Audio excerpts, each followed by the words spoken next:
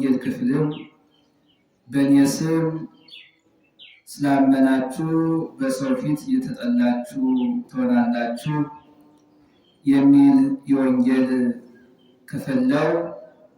ይህን የተናገረው መድኃኔ ዓለም ኢየሱስ ክርስቶስ በዚህ ዓለም 33 ዓመት ከ3 ወር ሲመላለስ በጊዜው በሰዓቱ ይከተሉት ለነበሩ ለሐዋርያቱ ይህንን የወንጌል ክፍል አስቀምጧል እና ሲናገር ወትከውኑ ጽኑዓነ በኀበ ኩሉ ሰብ በእንተ ስምየ፣ በእኔ ስም ስላመናችሁ፣ በእኔ ስም ስለተጠራችሁ፣ በእኔ ስም ስላስተማራችሁ፣ በእኔ ስም ስለተማራችሁ በሰው ፊት የተጠላችሁ ትሆናላችሁ ብሎ ክርስቶስ አምላካችን ለደቀ መዛሙርቱ ይህንን ኃይለ ቃል አስቀምጧል።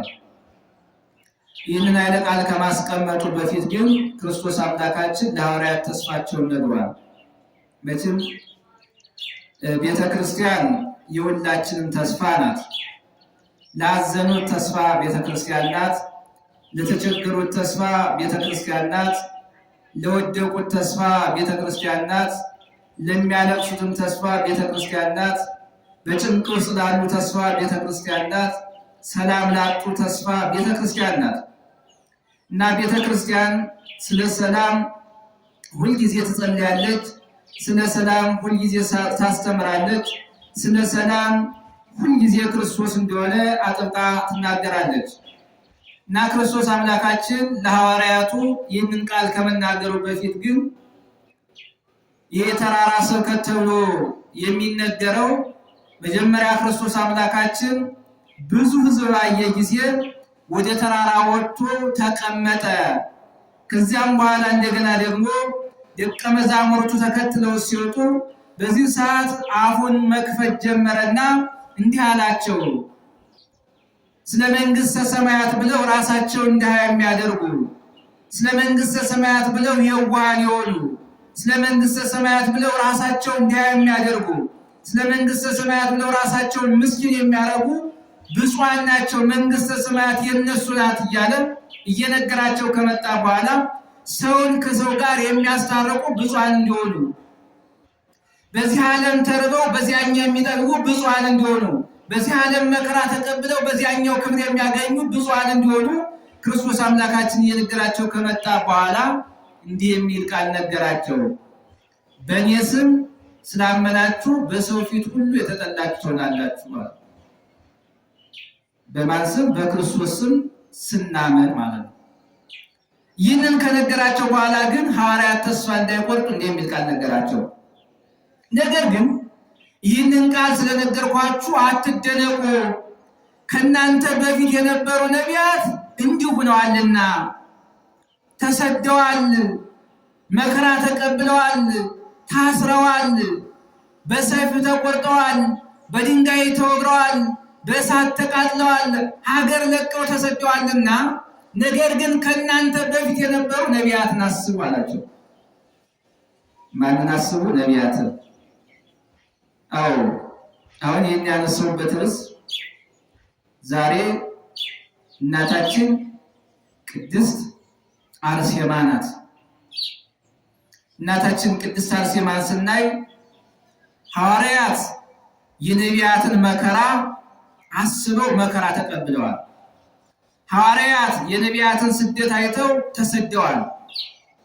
ሐዋርያት ነቢያት በእሳት እንደተቃጠሉ አይተው ሐዋርያትን በእሳት ተቃጥለዋል። ሐዋርያት ነቢያት በድንጋይ እንደተወገሩ አይተው በድንጋይ ተወግረዋል። ሐዋርያት ነቢያት ስለ እግዚአብሔር ብለው ብዙ ውጣ ውረድ ብዙ መከራ እንደተቀበሉ ሐዋርያትን ብዙ መከራ ተቀብለዋል። ቅድስት አርሴማን ስናይ ደግሞ ከሐዋርያት መከራን ተቀብላለች። መቼም ሐዋርያት ሃይማኖትን ሲያስተምሩ በመከራ ውስጥ ነው ያለፉ። በመከራ ውስጥ ነው እና በመከራ ውስጥ ነው ሲያልፉ ሐዋርያት ያስተማሩን ወንጌል ብቻ ሳይሆን መከራን ማስተምረውና ለዚያም አባ ሕርያቆስ በዚህ በቅዳሴው ላይ ሲናገር እኛስ ሐዋርያትን እንከተላለን። መጀመሪያ በእግረ ሐዋርያት እንከተላለን። ሁለተኛው ሐዋርያትን በስራ በግብር እንከተላለን። በከመ መሃሩነ ሐዋርያት እንዳስተማሩ እንማራለን፣ ሐዋርያት እንዳስተማሩ እናስተምራለን ብሎ ቅዱስ አባ ሕርያቆስ አስቀምጧል። እንግዲህ ሐዋርያትን መከተል በምን ነው ስንል ክርስቶስ አምላካችን በእኔ ስም ስላመናችሁ በሰው ዘንድ የተጠላችሁ ትሆናላችሁ፣ በእኔ ስም ስላመናችሁ ትሰደዳላችሁ፣ በእኔ ስም ስላመናችሁ መከራ ትቀበላላችሁ ብሎ ስለነገራቸው ሐዋርያትን እንመስላለን ብሎ አባ ሕርያቆስ አስቀመጠ።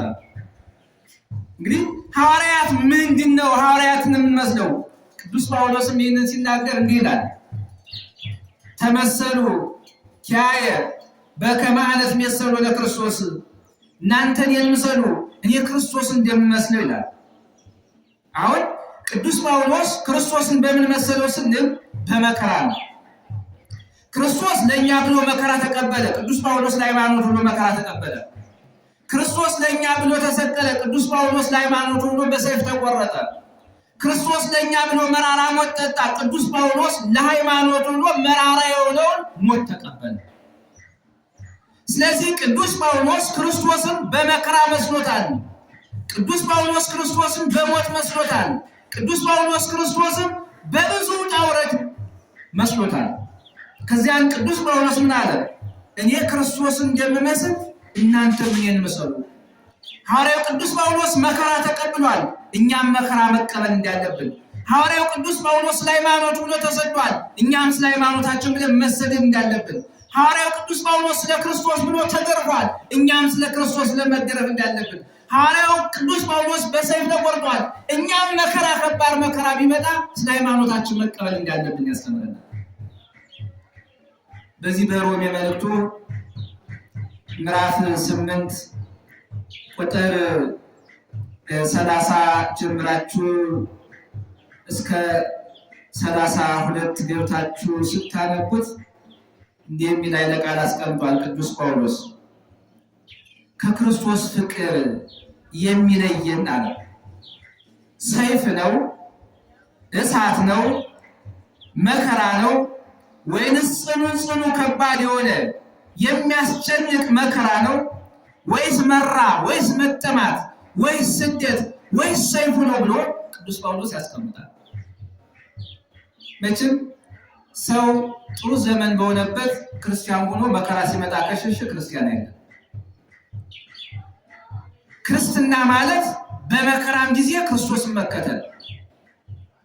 በመጀመሪያ ቤተክርስቲያንን ስናስብ ደስታ አለ፣ መከራ አለ። ደስታውን ስናስብ ክርስቶስ በሞቱ ሞትን ድል ነስቶ ትንሣኤውን ነግሮናል። መከራ እንዳለ ደግሞ ቀራንዮ ወጥቷል። ቀራንዮ አንድ ክርስቲያን የግዴታ ቀራንዮ መውጣት አለበት።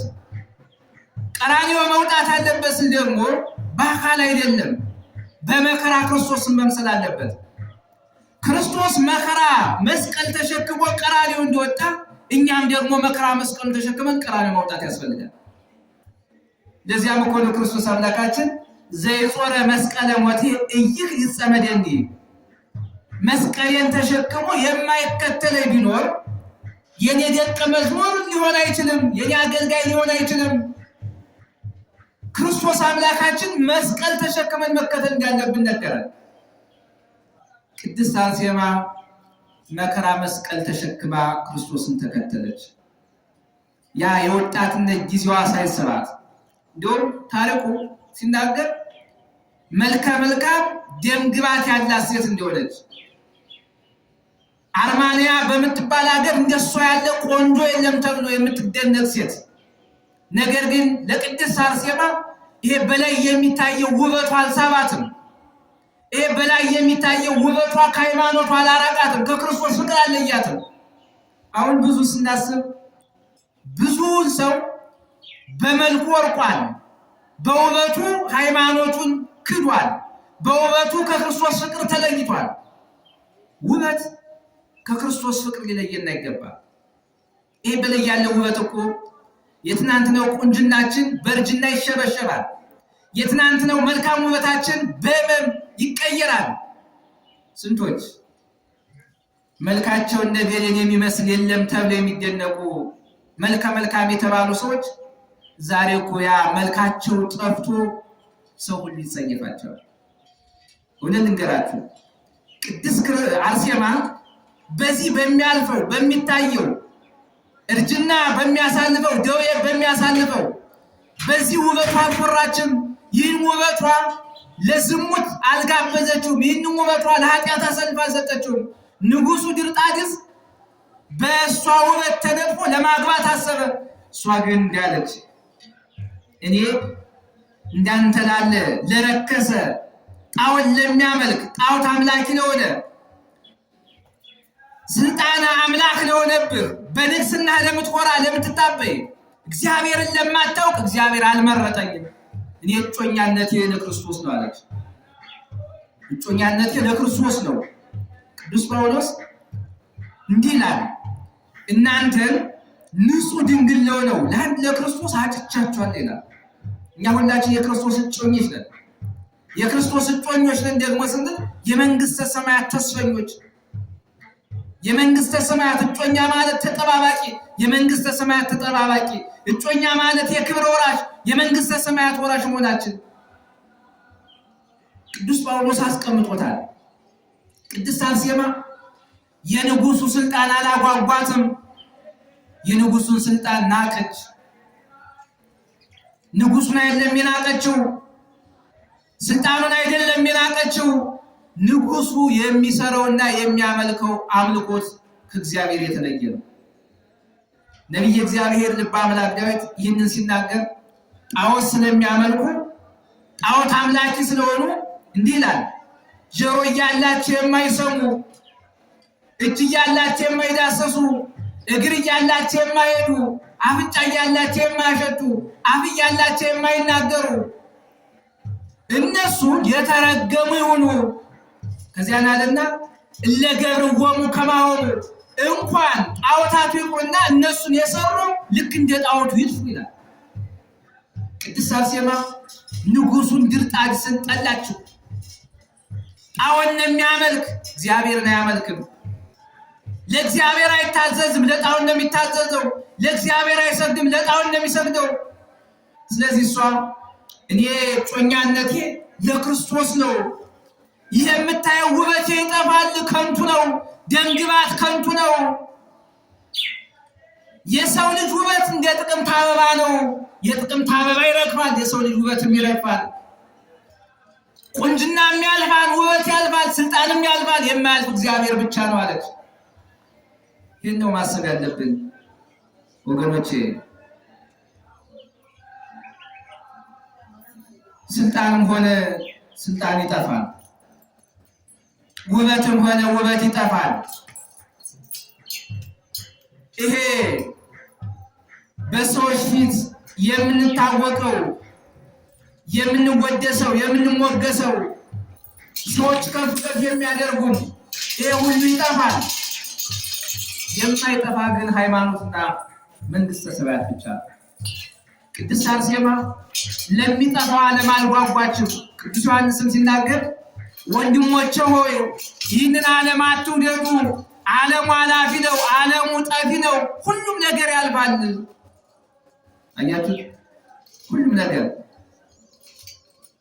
ያልፋል። የማያልፍ ነገር የለም። በዚህ ዓለም ያለው ያልፋል፣ የማያልፍ ነገር የለም። የማያልፈው ግን እግዚአብሔርን መከተል ነው። የማይጠፋው እግዚአብሔርን መከተል ነው። በዚህ ዓለም ያለው ጊዜያዊ ነው፣ እግዚአብሔር ግን ዘላለማዊ ነው። በዚህ ዓለም የሚጠፋ ነው፣ በዚያኛው የማይጠፋ ነው። ስለዚህ ክርስቶስን መከተል እንዳለብን ያስተምራል። ቅድስት አርሴማ ይህን የሰራችው እና ቅድስት አርሴማ ስለ ክርስቶስ ስም ብላ ያነሳውላችሁ ርዕስ በእኔ ስም ስላመናችሁ በእኔ ስም ስለተጠራችሁ በሰው ፊት የተጠላችሁ ትሆናላችሁ። ቅድስት አርሴማ በክርስቶስ ስም ስታመን በንጉሱ ዘንድ ተጠላች። ጣዖት በሚያመልኩ ሰዎች ተጠላች። አይዛብ በሆኑ ሰዎች ተጠላች። አስቡት። ዛሬም መጠላታችን ክርስቶስ ስላስተማረን መከራችንም ክርስቶስ ስላስተማረን በዚህ ዓለም መከራ አለባችሁ ብለውና በክርስትና ሕይወት ስንጓዝ ብዙ መከራ አለብን። በክርስትና ሕይወት ስንኖር ብዙ መከራ አለብን። ገና አልጀመርነው ብዙ መከራ አለ። ክርስቶስን ስናስብ የክርስቶስ መከራ በአእምሯችን መምጣት አለ። ብዙ መከራ አለ። ለዚያም ግን ክርስቶስ አምላካችን እንዲህ ይላል፣ በዓለም ስትኖሩ ብዙ መከራ አለባችሁ፣ ነገር ግን እኔ ዓለምን እንዳሸነፍኩት እናንተም ደግሞ ዓለምን ታሸንፋላችሁ፣ አይዟችሁ ይላል እግዚአብሔር። የሚገርማችሁ ክርስቲያን እነ ቅድስት አርሴማ በሞታቸው ነገስታትን ድል ነስተዋል። እነ ቅዱስ ጊዮርጊስ በሞታቸው ነገስታትን ድል ነስተዋል። ሕፃኑ ቂርቆስ በሞቱ ነገስታትን ድል ነስቷል። የክርስቲያን ሞት በከንቱ አይቀርም። ነገስታትን ድል ይነሳል፣ አይዛብን ድል ይነሳል፣ የአማንያንን ድል ይነሳል፣ ጣዖት የሚያመልኩትን ድል ይነሳል። ቅድስት አርሴማ በሰይፍ አንገቷን ተቆረጠች። በሰይፍ ስትቆረጥ ግን የስጋውን ሞት አልፈራችም። በዚህ ክርስቶስ አምላካችን በማቴዎስ ወንጌል ምዕራፍ 10 ቁጥር 28 ላይ እንዲህ ብሎ ነግሮናል። ምን አለ? እንዲህ ሲል አስተምሯል። ኢትፍርዎሙኬ ለእለ ይቀትሉ ሥጋክሙ ወለነፍስክሙሰ ኢይክሉ ቀትሎታ። ሥጋችሁን የሚገድሏችሁን አትፍሩ፣ ነፍሳችሁን ሊገድሉ አይቻላቸውምና። ነገር ግን መፍራት ያለባችሁ ነፍስን ከሥጋ ጋር አዋህዶ የፈጠረ እግዚአብሔርን፣ ነፍስን ከሥጋ ለይቶ ሥጋን በመቃብር ነፍስን በሲኦል መቅጣት የሚቻለውን እግዚአብሔርን ፍሩ አለ። እግዚአብሔርን ፍሩ። አሁንም መፍራት ያለብን እግዚአብሔርን ነው። እግዚአብሔርን መፍራት ያስፈልጋል። ቅድስት አርሴማ በሥጋዋ ስለሚመጣ መከራ አልፈራችም። ቅድስት አርሴማ በሥጋ ስለሚመጣ ስቃይ አልፈራችም። ቅድስት አርሴማ በሥጋ የሚመጣውን ግርፋት አልፈራችም። ቅድስት አርሴማ የንጉሱን ተግሳጽ የንጉሱን ዘለፋ አልፈራችም። ማንን ፈራች? እግዚአብሔርን። በዚያን ሰዓት ንጉሱ ሊያገባት ፈለገ። እሷ ግን አይሆንም አለች። አሁን ዛሬ እኮ ክብራችን ሃይማኖታችን ባረባ ነገር ጥለነዋል። እንዲሁ በቤተ መንግስት ትኖራላችሁ ቀርቶ እኮ ምንም ለማይረባ ለማይጠቅም ለትንሽ ነገር ክብራችን ጥለናል። ለትንሽ ነገር ሃይማኖታችን ለውጠናል። ለትንሽ ነገር ማተባችን ቆርጠናል። ያም እኮ እንኖርበት አናውቀው። ብዙ ሰው ቅድስት አርሴማ ግን ያሰበችው በንጉሱ ቤተ መንግስት ተደላድላ ኑሮ ተመችቷት ከምትኖር በንጉሱ መከራ ብትኖር ፈለገች። የንጉሱን ሰይፍ መረጠች። የንጉሱን ስቃይ መረጠች። ከዚያ እስከ ሞት በኋላ ያለውን ህይወት ፈለገች። አሁን እኛ የምናስበው ከመከራ በኋላ ክብር እንዳለ አናስብም። ከሞት በኋላ ህይወት እንዳለ አናስብም። በሃይማኖት ከተሰደርን በኋላ በክርስቶስ መመለሳችን አናስብም። ስለ ክርስቶስ ብለን መከራ ተቀብለን ስለ ክርስቶስ ብለን መከራው አልፎ ስለ ክርስቶስ ብለን ክብር እንደምናገኝ አናውቅም። ይህን ነው ማሰብ ያለብን። ግን ትልቁ ነገር መያዝ ያለብን ሃይማኖታችን ብዙ ውጣ ውረድ አለ። ክርስቶስ ሲናገር ምንድን ነው ያለው? በዚህ ዓለም ስትኖሩ ብዙ መከራ አለባችሁ። ይህ ዓለም እናንተን ይጠላችኋል። ነገር ግን እናንተን ቢጠላ አትደነቁ፣ አስቀድሞ ከእናንተ በፊት እኔን ጠልቷልና። እና ያ ህይወት ሊሆን የመጣው ክርስቶስን የጠላ ዓለም እኛ እንዴት ይወደናል? ያ መድኃኒት ሊሆን የመጣው ክርስቶስን የጠላ ዓለም እኛ እንዴት ይወደናል? ክርስቶስ አምላካችን ከጨለማ ሊያወጣቸው የመጣውን የጠሉ ብርሃናቸው ክርስቶስን የጠሉ፣ ሕይወታቸው ክርስቶስን የጠሉ፣ ሰላማቸው ክርስቶስን የጠሉ፣ መድኃኒታቸው ክርስቶስን የጠሉ ቢሆን ቅዱስ ያሬድ ሲናገር እስራኤል መድኃኒታቸው ክርስቶስን እንደጠሉ ሲናገር ጸሉ መድኃኒቶሙ ወሰቀልዎ ዲበ ዕፀ መስቀል፣ መድኃኒታቸው ክርስቶስን ጠሉት፣ በዕፀ መስቀል ላይም ሰቀሉት ይላል። ሙሴም ሲናገር ስለ ክርስቶስ በትንቢት መነጽሩ አይቶ ተመልክቶ እንዲህ አለ፣ እስራኤል ሆይ ሕይወትህ በመስቀል ላይ ተሰቅላ ታያለህ፣ ነገር ግን አታምንባትም። እስራኤል ትርያ ለሕይወትከ ስቅልተ ወይትታመና፣ ሕይወትህ በመስቀል ላይ ተሰቅላ ታያለህ፣ ማመን አትችልም። መድኃኒት በመስቀል ላይ ተሰቅላ ታያለህ፣ ማመን አትችልም። ሰላም ክርስቶስ በመስቀል ላይ ተሰቅሎ ታያለህ፣ ማመን አትችልም ብሎ ሙሴ በትንቢት መነጽር ተናገረ። ዛሬም ክርስቲያንን የሚሰቅሉ ክርስቶስን ይሰቅላሉ። ክርስቶስን ያ ባይሆን እኮ ክርስቶስ አምላካችን በዚህ በማቴዎስ ወንጌል ምዕራፍ 25 ላይ ሲናገር ምንድን ነው ያለው? ይህ 6ቱ ቃላተ ወንጌል ብለን የምንጠራቸው ብራብ አላበላችሁኝም፣ ብጠማ አላጠጣችሁኝም፣ ብታሰር አላስፈታችሁኝም፣ እንግዳ ብሆን አልተቀበላችሁኝም፣ ታርዤ አላለበሳችሁኝም፣ ታስሬ አልጠየቃችሁኝም እያለ እየዘረዘረ ከመጣ በኋላ ጻድቃን ቀረብ ብለው መች ተርበህ፣ መች ተጠምተህ፣ መች ዕርቃንህን ሆነህ፣ መች ታስረህ፣ መች ታማይተን ብለው ሲጠይቁት ለታናሹ ያረጋችሁት ለኔ ያደረጋችሁት ብሎ ክርስቶስ አምላካችን ተናገረ። መልካም ስለ ክርስቶስ ብለን የምናረገው ለክርስቶስ እናደርገዋለን። እንዲሁ ደግሞ በክርስቶስ ስም ያመኑትን የምናሳድድ የምንጠላ ከሆነ ክርስቶስ እንጠላለን። ቅዱስ ዮሐንስ ሲናገር እንዲህ ይላል፣ እግዚአብሔርን እወዳለሁ የሚል ወንድሙን የሚጠላ ግን ሐሰተኛ ነው። የማያየውን እግዚአብሔርን እወዳለሁ እያለ የሚያየውን ወንድም የሚገባ ውሸተኛ ነው። ወንድም ከአንተ ጋር አብሮ የሚበላውን የሚጠጣው፣ ስትታመም የሚታመመውን፣ ስታለቅስ የሚያለቅሰውን ወንድምን የማትወድ የማታየው እግዚአብሔር እንዴት ልትወድ ትችላለህ? አንድ ሰው እግዚአብሔርን እወዳለሁ ካለ ወንድሙን መውደድ አለበት። አንድ ሰው የእግዚአብሔር ሰው ነው ካለ የእግዚአብሔር የሆነውን ሰው ማክበር አለበት። ባሪያ እግዚአብሔር የተፈጠረው እግዚአብሔር በመስቀል ላይ ተሰቅሎ ስጋውን የቆረሰለትን ሰው ማክበር አለበት። እግዚአብሔር በመስቀል ላይ መራራ ሞት የጠጣለትን ሰው ማክበር አለበት። እግዚአብሔር ወደዚህ ዓለም የሰው ፍቅር አገብሮት የመጣለትን ሰው መውደድ አለበት። እግዚአብሔር ወደዚህ ዓለም መጥቶ እንደ በግ ለሞት የተሰጠው እግዚአብሔር ማሰብ አለበት። ይህን ነው የሚገልጽልን እና ቅድስት አርሴማ ከክርስቶስ ፍቅር የለያት ነገር የለም። ውበቷ አልለያትም። የንጉሱ ሀብት አልማረካትም። በንጉሱ ቤተ መንግስት መኖር አልማረካትም።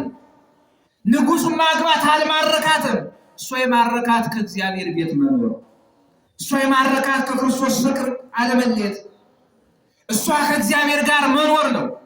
ከዚያም በኋላ ንጉሱ በሰይፍ አንገቷን አስቀላት።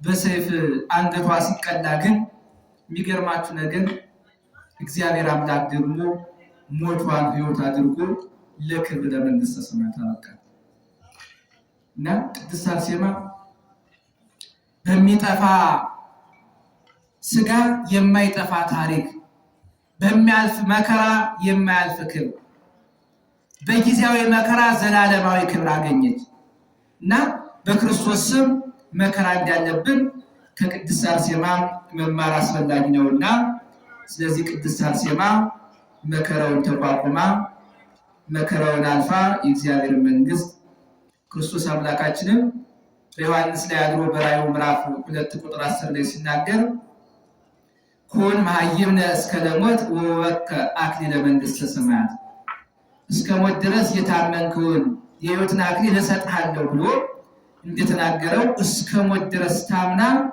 የማያልፍ የማይጠፋ የዘላለም ክብር የሕይወት አክሊል የመንግስተ ሰማያት ክብር እንደተሰጣት እናያለንና የቅድስት አርሴማ በረከት ጸሎት ከሁላችን ጋር ይሁን። አማላጅነቷ አይለየን። ሰላም ዋለ፣ ሰላም ያሳድረን። ተነሱና አንድ ዝማሬ ዘምረን በጸሎት እንዘጋለን። አርሴማ ቅድስት ቅድስት ወሰማዕት አርሴማ ቅድስት ቅድስት ወሰማዕት ወሰማዕት ወሰማዕት ወሰማዕት ወሰማዕት ሰማዕት አርሴማ ቅድስት ወሰማዕት ወሰማዕት ወሰማዕት ወሰማዕት ሰማዕት አርሴማ ቅድስት አርሴማ ቅድስት ቅድስት ወሰማዕት አርሴማ ቅድስት ቅድስት ወሰማዕት ወሰማዕት ወሰማዕት ወሰማዕት ወሰማዕት ሰማዕት አርሴማ ቅድስት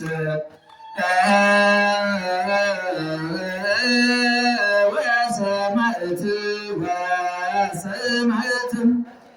ወሰማዕት ወሰማዕት ወሰማዕት ሰማዕት አርሴማ ቅድስት።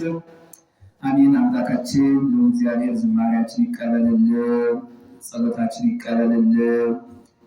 ለመንግስቱ ወራሽ አድርገን በሰላም የዋለ ሰላም ያሳድረን። ቀኑን የባረከ ሌቱን ይባርክልን። ጨለማውን አሳልፎ ለነገው ብርሃን በሰላም ያደርሰን። ከቅድስት አርሴማ በረከት ረድኤት እግዚአብሔር አምላካችን ያሳትፈን። በሰላም እንዲዋለ በሰላም ያሳድረን ዘንድ ቀኑን የባረከ ሌቱን ይባርክልን ዘንድ እያልን እንጠራለን። አባታችን ሆይ በሰማያት የምትኖር ስምህ ይቀደስ፣ መንግሥትህ ትምጣ፣ ፈቃድህ በሰማይ እንደሆነ እንዲሁም በምድር ትሁን። የዕለት እንጀራችንን ዛሬ ስጠን፣ በደላችን ይቅር በለን እኛም የበደልነውን ይቅር እንደምንል። አቤቱ ወደ ፈተና አታግባን፣ ከክፉ ሁሉ አድነን እንጂ መንግሥት ያንተ ናትና፣ ኃይል፣ ክብር፣ ምስጋና ለዘላለሙ አሜን። እመቤታችን ቅድስት ድንግል ማርያም ሆይ በመልአኩ በቅዱስ ገብርኤል ሰላምታ ሰላም እንልሻለን። በሐሳብሽ ድንግል ነሽ፣ በሥጋሽም ድንግል ነሽ። የአሸናፊ እግዚአብሔር እናት ሆይ ሰላምታ ላንቺ ይገባሻል። ከሴቶች ሁሉ ተለይተሽ አንቺ የተባረክሽ ነሽ፣ የማኅፀንሽ ፍሬ የተባረከ ነው። ጸጋን የተመላሽ ቅድስት ሆይ ደስ ይበልሽ፣ ልዑል እግዚአብሔር ከአንቺ ጋር ነውና ከተወደደው ልጅሽ ከጌታችን ከመድኃኒታችን ከኢየሱስ ክርስቶስ ዘንድ ይቅርታና ምሕረትን ለምኝልን ኃጢአታችንን ያስተሰርይልን ዘንድ ለዘላለሙ አሜን። መላእክትን በጽራርያ ነቢያትን በጾም ሐዋርያትን በአጽናፈ ዓለም ሰማዕታትን በደም ጻድቃንን በገዳም ያጸና እኛንም በጾም በጸሎት በሃይማኖት በምግባር በፍቅር በአንድነት ያጽናን።